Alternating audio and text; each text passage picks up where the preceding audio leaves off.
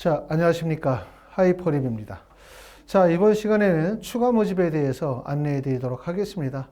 대학들마다 정시 최초 합격자 발표는 2월 7일에 진행이 됐고요. 그리고 현재는 추가 합격자 발표가 대학마다 1차, 2차에 걸쳐서 진행이 되고 있는 과정이기 때문에 아마 학생이나 부모님들 아마 긴장된 시간들 보내시고 계실 거라고 생각하고 부디 원하는 대학에 추가 합격을 통해서 반드시 합격하실 수 있기를 바라겠습니다. 대입의 일정을 보시면 약 2월 19일 정도 되어지면 추가 모집 또 추가 합격자에 대한 등록이 다 끝나는 기간이죠. 그리고 추가 모집은 2월 21일부터 시작해서 2월 28일까지 추가 모집의 원서 접수 기간입니다. 아마도 이제 현재 가나다군에 불합격했거나 아니면 예비번호를 받긴 했지만 전년도 입결과 대비할 때 가능성이 좀 부족하지 않을까라는 불안한 마음을 가지고 계시는 분들은 추가 모집에 대해서 관심을 크게 가지고 계실 거라고 생각합니다. 올해의 수능은 전년도에 비해서 수능이 매우 쉬웠어요. 그렇죠? 수능이 쉽다 보면 나타나는 부정적인 요소들은 뭐냐면 동일한 표준 점수의 누적 인원이 크게 증가하다 보니까 이러다 보니까 결국은 내가 원서를 쓰는 지점에 전년도보다 더 많은 학생들이 몰리게 되죠. 학생들이 몰리면 경쟁률이 높아지고 경쟁률이 높아지면 입결이 높아지다 보니까 결국 정년도에 비해서 학생들이 과밀되는 구간들은 입시기간의 예측보다 실제 입결이 상승할 가능성이 높아요. 그렇기 때문에 정시에 원서 쓰신 분들 중에서는 안정지원이라고 생각하고 틀림없이 붙는다고 생각하고 원서를 썼는데 실제 예비번호를 받지는 못했다라고 하시는 분들이 계세요. 그런 이유들이 결국은 뭐냐면 수능이 쉬워졌었을 때 특정 구간의 학생들이 과밀되다 보면 나타나는 현상들이다. 이건 부정적인 요소라고 말씀을 드릴 수가 있지만 수능이 쉬워지면 나타나는 긍정적인 요소는 뭐냐면 동점자들이 많이 발생이 되고 동점자가 많이 발생이 되어지다 보면은 결국은 충원율이 높아지게 되고요. 충원율이 높아지는 것뿐만 아니라 우리가 가장 관심을 갖게 되는 추가 합격, 추가 모집의 인원이 증가될 가능성이 높다는 점을 특징으로 보실 수가 있습니다. 특히 올해 이제 지금 1차가 진행이 되어진 몇 개의 대학들을 보시게 되면 전에 제가 말씀을 드렸었던 것처럼 실제 올해의 추가 합격, 충원율이 전년도보다 충원율이 높게 나타나고 있음을 아실 수가 있어요. 서울대학교 1차 추합은 124명으로 전년도보다 증가됐죠. 자, 서울대학교는 1차 추합이 124명이 추합이 되어졌고 전체 선발인은 1389명 중에 124명이기 때문에 8.9%, 전년도에는 약 7.1%였기 때문에 전년도에 비해서 약 2.8% 증가가 되어졌고 연세대학교는 1669명 중에서 446명이 충원이 되어져서 비율로 따지면 26.7%인데 전년도는 비율이 28.5%예요. 전년도보다 감소되어졌다라고 말할 수 있지만 실제 선발 인원이 전년도에는 1695명, 올해는 1669명이기 때문에 전년도보다 전체 모집 인원이 감소되어진 상태에서 충원 인원이 37명이 감소가 되어졌기 때문에 사실상 전년도와 비슷하다. 실제 충원율은 이렇게 이해될 수 있고요. 서강대학교는 1차 추합이 48.4%인데 전년도는 36.4%예요. 전년도에 비해서 약 12% 정도 증가되어졌기 때문에 충원율이 엄청나게 크게 증가가 되어졌다라고 말씀을 드리고 정시 컨설팅 할 때도 특히 서강대학교에 대해서 많이 설명을 드렸는데 서강대학교 충원율이 높아질 수밖에 없는 이유는 뭐냐면 서강대학교가 나군에 있고 서강대를 원서를 쓴 상위권 학생들이 가군으로 이동을 한다면 가군에 있는 대표적인 학교가 한양대학교와 성균관대학교인데 한양대학교가 올해 과탐의 반영 비율이 낮아졌고요. 성균관대학교가 수능 영역별 반영 비율이 A, B 방향으로 반영을 하다 보니까 서강대학교 과탐 반영률이 적잖아요. 서강대학교와 한양대, 서강대학교와 성균관대학교의 수능 영역별 반영 비율이 유사해졌어요. 이러다 보니까 서강대에서 한양대나 성균관대로 이동할 가능성이 매우 커졌기 때문에 충원율이 높아질 거라고 예상을 했지만 지금 보시는 것처럼 1차의 추합이 전년도에 비해서 12.4%까지 늘어났다면 2차, 3차, 4차로 가게 되어지면 전년도보다 훨씬 더 충원율이 확대될 가능성이 높다라고 말씀을 드릴 수가 있고요. 서강대뿐만 아니라 동국대학교도 보시면 동국대학교도 1차의 추합이 29.1%인데 전년도에 24.3%, 전년도보다 대략적으로 약 5% 정도 충원 합격률이 늘었다. 결국은 뭐냐고 말씀을 드릴 수가 있냐면 수능이 쉬워지면 나타나는 부정적인 요소는 뭐냐면 특정 구간의 학생들이 과밀되어지고 경쟁률이 높아지면서 표점이 상승하기 때문에 원서 지원에 따라서는 결국은 어떻게 합격 예측 가능성보다 실제 점수가 높아지기 때문에 불리한 소도 있지만 수능이 쉬워졌을 때 나타나는 현상들은 전년도보다 추가 합격, 충원율이 높아지게 되고 그리고 추가 모집 인원이 더 많이 나올 가능성이 높아요. 그렇기 때문에 추가 모집에 관심을 가지고 계시는 분들은 조금 더 희망적으로 생각해 보실 수 있다고 말씀을 드릴 수가 있는데 수능이 가장 어려웠다고 말씀을 드릴 수 있는 2024년도를 보시면 2024년도에는 전체적으로 추가 모집 인원이 그 전년도 2023년도보다 무려 보시는 것처럼 4,000명 정도 인원이 줄었어요. 그리고 대부분의 학생들이 해당이 되어지는 수능 위주의 전형은 5,211명, 전년도에는 8,000명 정도 됐기 때문에 전년도 대비 약 2,800명 정도 인원이 줄었죠. 엄청나게 줄었어요. 하지만 올해는 어떻게 될 것 같냐? 2025학년도는 수능이 쉬워지고 말씀을 드렸던 것처럼 실제 충원율이 높게 발생이 되어지기 때문에 추가 모집의 인원이 2023년도 정도로 회복할 가능성이 높다. 그럼 대략적으로 전년도에 비해서 2,500명이나 3,000명 정도 인원이 늘어날 가능성이 높다는 점에 대해서 말씀을 드리고 추가 모집의 인원이 늘어나면 어떻게 되겠습니까? 모집 인원이 늘어나면 경쟁률이 떨어지는 거예요. 경쟁률이 떨어진다는 얘기는 그만큼 합격 가능성이 높아진다는 의미이기 때문에 그만큼 추가 모집이 합격의 기회가 된다라고 말씀을 드릴 수가 있겠죠. 자, 추가 모집은 정시 모집과 여러 가지 차이점이 있지만 전에도 말씀을 드렸던 것처럼 가장 대표적인 하나의 특징은 뭐라고 말씀을 드릴 수가 있냐면 정시 모집은 원서 접수 기간 전에 모집 인원이 확정된 상태로 모집 기간으로 들어가고 모집 기간 내에서는 인원 변동이 없다고 말씀을 드렸지만 추가 모집은 모집 기간 내에 인원 변동이 발생이 되어진다는 점이 가장 큰 특징이라고 말씀을 드릴 수가 있고 추가 모집의 인원이 공지가 발표가 되어지는 건 기간은 언제냐면 2월 21일 오전 9시에 대교협에서 전체적으로 모아서 발표를 하죠. 그렇죠? 발표가 되어지지만 이 인원에서 최종적인 인원까지는 25%에서 약 30% 정도 인원이 더 늘어난다는 점을 꼭 알아두실 필요가 있습니다. 자, 올해 2025학년도 추가 모집의 대학별 원서 접수 일정은 어떻게 될 것인가 아직 확정 발표가 되어지지 않기 때문에 답답하다고 생각하시는 분들이 계시지만 대부분 2024년도의 대학별 모집 일정을 대부분 따라가요. 그 점을 꼭 알아두시면서 제가 말씀드리는 내용을 꼭 참고해 보실 필요가 있습니다. 보시는 것처럼 22일 날짜에 있는 대학들이 카톨릭 꽃동네대부터 시작해서 한경국립대학교가 22일인데 이게 바로 올해로 따지면 21일이죠. 하루씩 빼고 생각하시면 돼요. 21일자의 대학들이 많지가 않아요. 그러니까 결국은 뭐냐면 추가 모집의 최초 발표를 하는 추가 모집 기간의 첫 번째 날인 21일 날은 쓸 대학들이 많지 않다. 그리고 이 대학들은 이때 끝나는 것이 아니라 추가 모집 기간 동안에 미달된 인원이 채워질 때까지 1차, 2차, 3차에 걸쳐서 모집이 다시 시작이 되어지기 때문에 이때 지원하지 않아도 2차에서 다시 지원할 수 있는 기회가 있어요. 그러면 본격적으로 추가 모집의 원서 접수가 시작이 되는 시기가 언제냐면 둘째 날인 바로 22일이죠.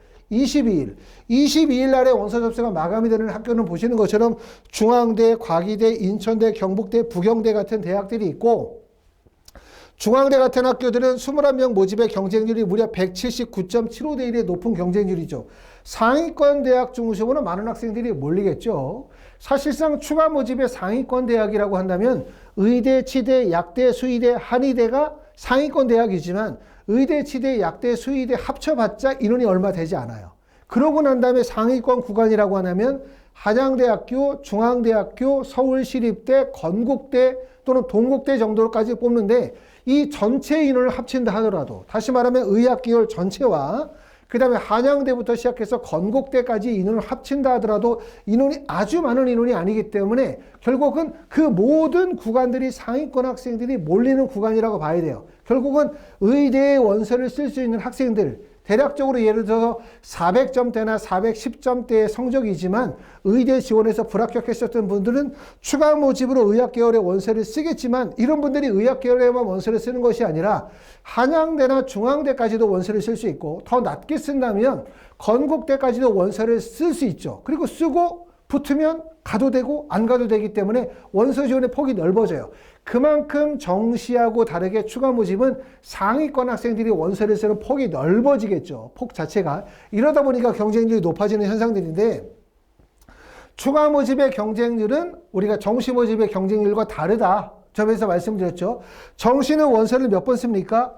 가나다군 한 번씩 써서 총 3번의 원서를 쓰는 거지만 사실 3번이라고 말하기는 어렵죠. 왜? 가군에 한 번밖에 못 쓰고 나군에 한 번밖에 못 쓰고 다군에 한 번밖에 못 쓰는 거예요. 결국 3번이라 하더라도 각 군에 한 번밖에 원서를 못 쓰지만 추가 모집은 모집군이 없고 원서 지원의 횟수 제한이 없기 때문에 보통 일반적으로 15개 대학이나 아니면 20개 정도 대학의 원서를 쓴다는 생각해보면 결국은 정시 모집과 다르게 추가 모집의 경쟁률은 대략적으로 10분의 1 정도 또는 15분의 1 정도 다운해서 생각하시면 좋아요. 그러니까 결국은 뭐냐면 17.9대 1, 179대 1이다 그러면 이 경쟁률이 약 17대 1이나 18대 1 정도로 보시면 되고, 또 원서 지원의 폭이 워낙 넓다 보니까 허수 지원들이 대량으로 많이 몰리는 거예요. 그러다 보니까 실질 경쟁률을 따지면 더 떨어진다는 점을 꼭 고려하실 필요가 있습니다. 하지만 추가 모집의 원서를 쓸 때 우리가 꼭 주목할 점은 뭐냐면,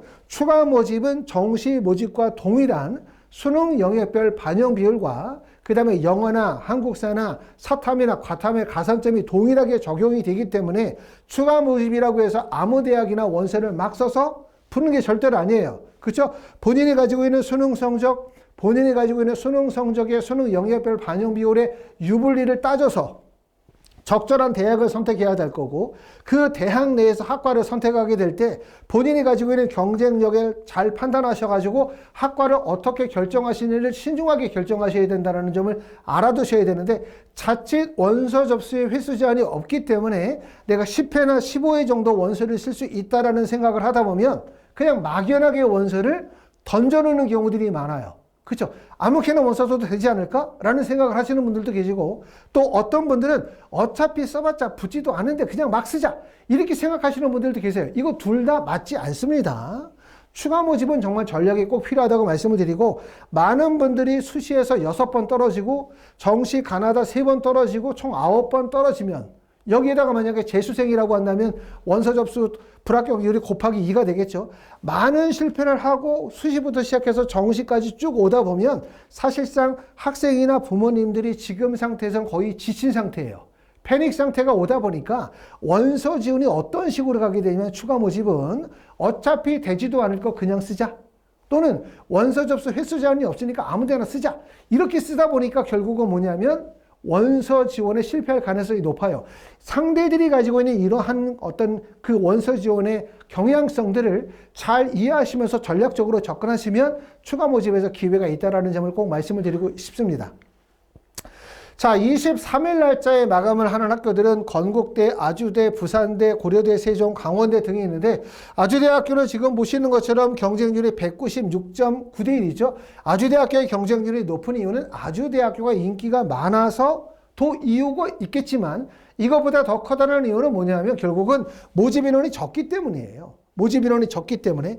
단국대학교 죽전 같은 경우는 모집 인원이 38명이니까 경쟁률이 69.8대 1인 거고, 아주대학교는 9명밖에 추가 모집을 하지 않았기 때문에 196.9대 1이거든요. 결국은 뭐냐면 2025학년도에 추가 모집 인원이 2024학년도보다 대략적으로 약 어느 정도 늘어나게 되어져 2,500에서 3,000명 정도 인원이 늘어나게 되어진다면 전체적으로 모집 인원이 늘어나면서 경쟁률이 다운될 수밖에 없어요. 경쟁률이 그만큼 합격에 유리해질 수밖에 없다, 이렇게 말씀을 드릴 수가 있고, 자, 24일 날짜에는 동국대, 명지대, 성신여대, 수원대, 연세대학교, 미래가 있고요. 동국대학교는 2023년도에는 무려 39명을 선발했어요. 그렇죠?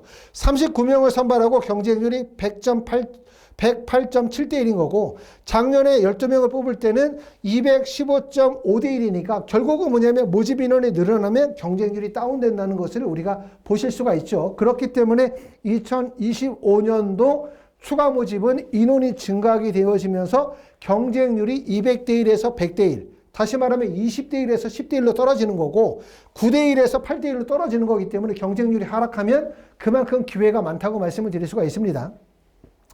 추가 모집에 주로 원서 지원을 하는 학생들이 어떤 학생들이냐? 대부분 360점대, 350점대부터 시작해서 330, 320, 310, 300점 또는 290, 280, 270점대 학생들이 추가 모집인데, 추가 모집은 실제 정시 지원의 약자들이죠. 정시 지원의 약자라고 한다면 결국 뭐냐면 서울권의 진입이 어려운 성적대, 다시 말하면 350점대 이하의 성적대 학생들이 추가 모집에서는 기회가 더 많아요. 이 말을 잘못 이해하셔가지고 320점을 맞아도 정시 지원에서는 경기권도 못 가지만 추가 모집에서는 320점 맞아도 서울권에 또는 서울에 있는 상위권 대학에 합격할 수 있다. 이렇게 이해하시면 안 돼요.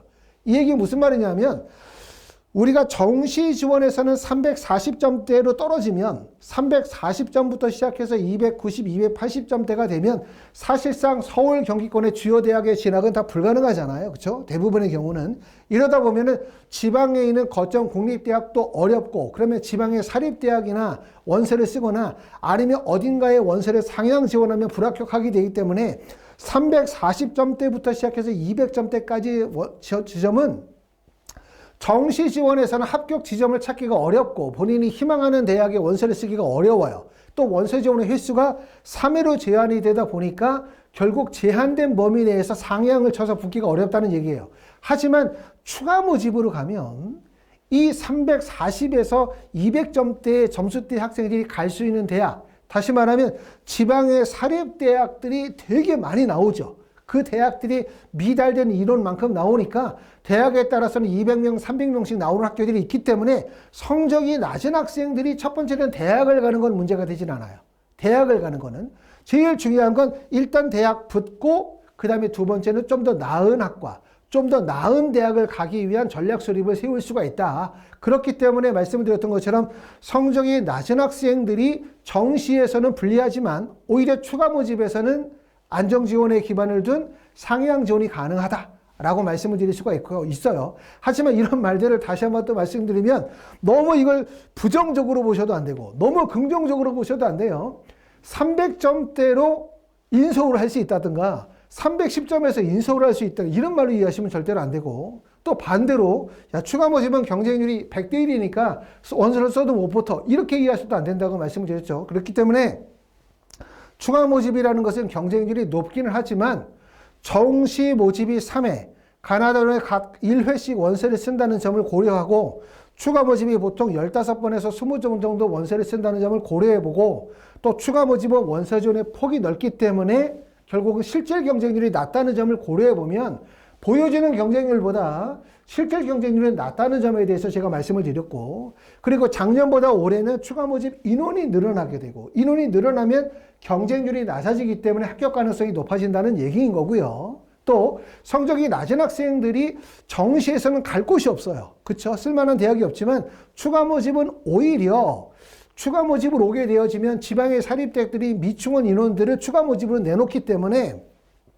대학에 합격하는 건 문제가 아니죠. 하지만 서울권의 대학의 대부분의 상위권 학생들이 몰리다 보니까 서울권의 대학의 전략을 짜기 위해서는 그만큼 수능 성적이 어느 정도의 경쟁력을 갖춰야만 된다라고 말씀을 드릴 수가 있습니다.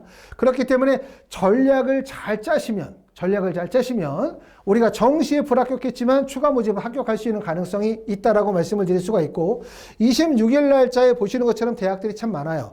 한양대학교부터 시작해서 송실대학교 또는 인하대학교, 동덕여대, 전남대학교 등이 있지만 보시는 것처럼 서울 상위권 대학 중심으로 경쟁률이 높고요. 그 다음에 지방으로 갈수록 경쟁률이 낮아지게 되고, 모집 인원이 적은 대학일수록 경쟁률이 높고 모집 인원이 많으면 경쟁률이 다운된다는 특징들 보실 수가 있습니다. 27일자에도 홍익대, 국민대, 충남대, 덕성여대 등이 있고, 홍대는 무려 2023학년도에는 3년도에는 모집 인원이 89명이나 됐어요. 그리고 경쟁률이 56.7대 1. 홍익대학교가 2024년도에는 38명으로 전년도보다 모집 인원이 많이 줄었지만 경쟁률은 41.7대 1이면 41.7대 1을 뭐로 생각하면 되냐면 대부분 4대 1이나 5대 1 정도의 경쟁률이다 라고 생각하셔도 됩니다. 하지만 서울의 홍익대학교 정도를 원서를 써서 붙으려고 한다면 경쟁률이 4대1이다, 5대1이다도 중요하지만 본인이 가지고 있는 점수가 실제 홍익대학교의 원서를 써서 붙을 수 있을 정도의 점수의 경쟁력을 갖춰야만 지원이 가능하지 그냥 추가 모집이라고 해서 그냥 아무데나 원서를 써서 붙는 것은 결코 아니다. 이렇게 말씀을 드릴 수 있겠죠. 성적에 대한 명확한 분석이 꼭 필요하다고 말씀을 드릴 수가 있고요. 28일자, 올해로 따지면 27일자에는 한국외대, 세종대학교, 카톨릭대학교, 동덕외대, 덕성여대 등인데 세종대학교는 56명 모집을 했고요. 2174명이 지원해서 경쟁률은 38.8대 1이니까 이 정도의 경쟁률은 정말 환상적인 거거든요. 38 이렇게 해도 엄청 높잖아요. 38이라고 생각하지 말고 10분의 1로 나눠서 생각해 보면 대부분 한 4대 1 정도의 경쟁률이다. 그리고 추가 모집이 정시보다 충원율이 높아요. 학생들이 연쇄적으로 이동하고 빠져나가는 비율이 높죠. 당연하겠죠. 정시는 딱 3번밖에 못 쓰는데 추가 모집의 원서 지원은 보통 10회, 15회 정도를 원서를 쓴다는 점을 고려해 보면 당연히 연쇄적으로 이동할 가능성이 높겠죠. 그런 점들을 생각해 보면 세종대학교의 38.8대 1의 경쟁률은 우리가 추가 모집을 지원한 학생들 입장에서 볼 때는 아주 매력적이다. 이렇게 말씀을 드릴 수가 있습니다. 자, 추가 모집 우리가 원서를 쓸 때 꼭 알아야 되는 거, 헷갈리는 부분들이 뭐냐면 첫 번째는 수시 모집에 합격하신 분들은 추가 모집에 지원하실 수 없어요. 정시 모집에 합격하신 분들, 그게 전문대학교다. 전문대학교에 합격했으면 그냥 전문대학교 등록 포기하지 않고 그대로 걸어두신 상태에서 추가 모집 지원하실 수 있습니다. 하지만 전문대가 아니라 정시 모집에 합격한 학교가 그냥 정규 4년제 대학이다 라고 한다면 적어도 19일까지는 등록을 포기하셔야 21일서부터 진행하는 추가 모집에 원서 지원하실 수 있습니다.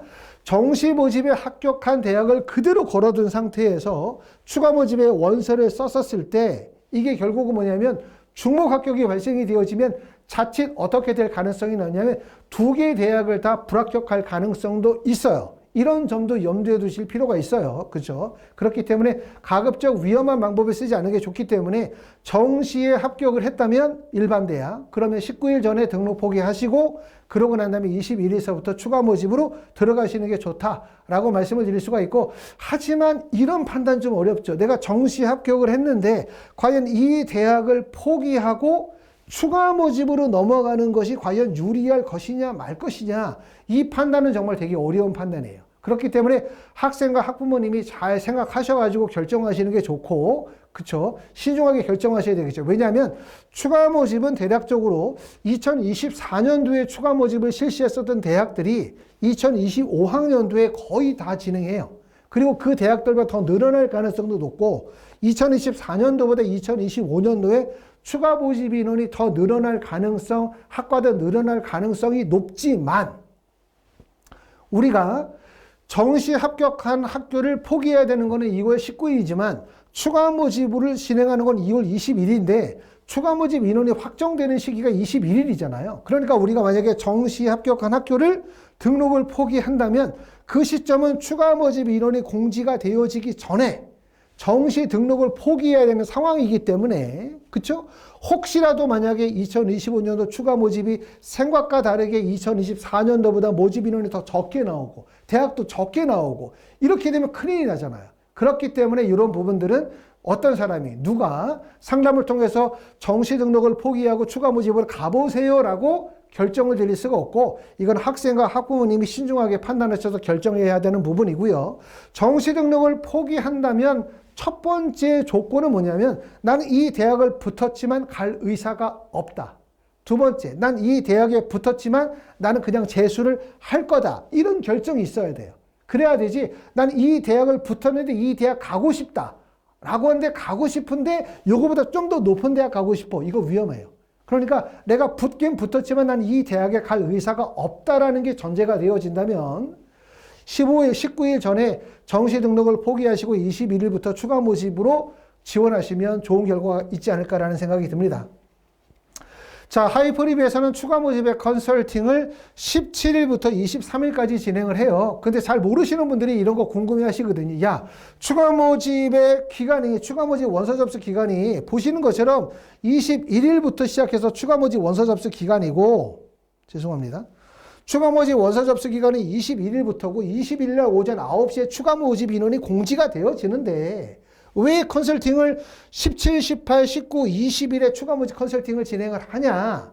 인원도 다 확정이 되지 않았는데 라고 물어보시는 분들이 계시지만 첫 번째는 추가 모집은 2025년도 추가 모집의 대학은 2024년도에 진행했었던 추가 모집의 대학과 동일하다고 보시면 돼요. 큰 변화가 없다. 이렇게 보시면 되고 두 번째는 추가 모집 인원이 21일 날 발표가 되어지지만 그렇다 하더라도 20일, 22, 23, 24일 날 가면서 인원 변동이 계속 발생이 되어져요.